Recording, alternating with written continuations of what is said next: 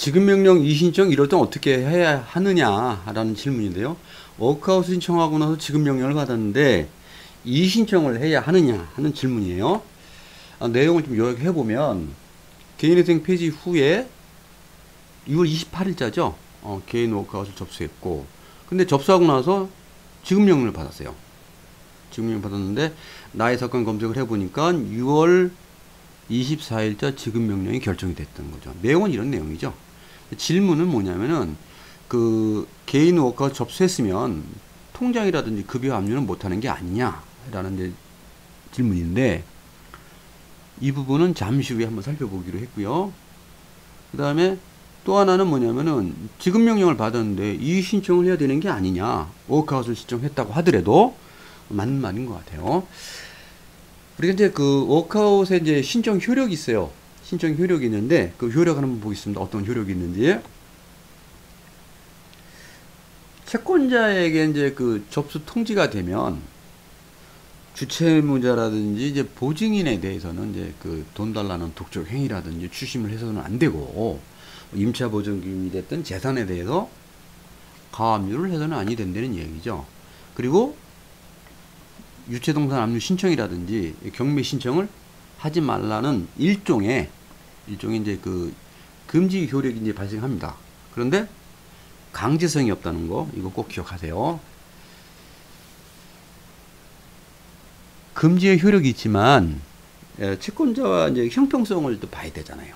그래서 예를 들어 가지고 개인 워크아웃 신청했는데 채무자가 이제 아파트 팔아버리고 나서 뭐 변제를 안 하게 되면 사실상 채권자는 채권을 회수할 방법이 없다라고 생각할 수도 있죠. 그래서 이런 이야기 있는 거죠.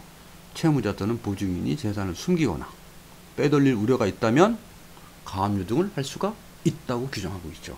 실질적으로다가 인터넷을 보면 워크아웃 신청하고 나서 아파트에 이제 가압류 됐다고 막 이렇게 좀 울먹이는 분들이 많이 있어요. 질문을 한번 첫 번째 질문이었죠. 채무자가 개인 워크아웃을 접수하면 그날부터 압류를 못하는 게 아니냐라는데 가압류도 이제 포함이 되지만은 한번 볼까요? 워크아웃 신청했다고 해서 이제 압류를 못하냐? 다시 한번 협약을 한번 보겠습니다. 개인 워크아웃 신청 전에 이미 진행 중인 유체동산 압류라든지 아파트 부동산 경매는 어떻게 해요? 뭐 취소를 한다든지 중단되도록 노력을 해야 한다는 내용이 있죠. 여기서 중요한 게 뭐냐면 강제성이 없다는 거죠. 강제성. 어딜 찾아봐도 노력하여야 한다고만 되어 있지 강제성은 없어요. 그래서 강제성이 없다는 거는 그 해석은 이제 각자가 이제 판단하셔야 돼요. 두 번째 질문이었는데 지급명령을 받고 이의신청을 해야 하느냐라는 질문인데 근데 이거를 답변하기 전에 우리가 지급명령의 특성을 좀 알아봐야 돼요. 법으로 규정한 지급명령 독촉사건의 이제 그 특성인데 지급명령은 송달 받은 날부터 2주 이내에 이의신청을 하게 되면 어떻게 해요? 효력을 상실한다는 거죠. 규정이에요. 효력을 상실하는 규정이고 근데 이에 반해서 뭐가 있냐면은 지급명령에 대해서 이의신청이 없거나 또는 이의신청을 취하거나 확정이 된 때는 각하 결정이 확정이 될 때는 어떻게 해요?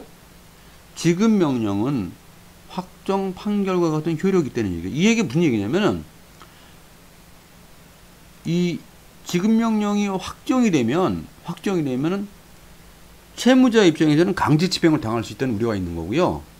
채권자는 이날부터 뭘 할 수가 있냐면 채무자의 통장이라든지 급여, 유체동산 압류를 아무 때나 할 수가 있어요. 굉장히 중요한 얘기입니다. 결론적으로 뭐 개인 워크아웃 신청해서 뭐 효력이 이제 있잖아요. 금지 효력이 있다고 하더라도 지급명령 이의신청을 해야 된다는 거예요. 만약에 안 하게 되면은 통장이라든지 급여 압류 등이 될 수가 있잖아요. 그렇게 되면 아무도 책임 안 지죠. 본인만 힘들죠. 그래서 지급명령을 받으면 이의신청을 하는 게 현실성이 있다라는 이야기죠. 이상입니다.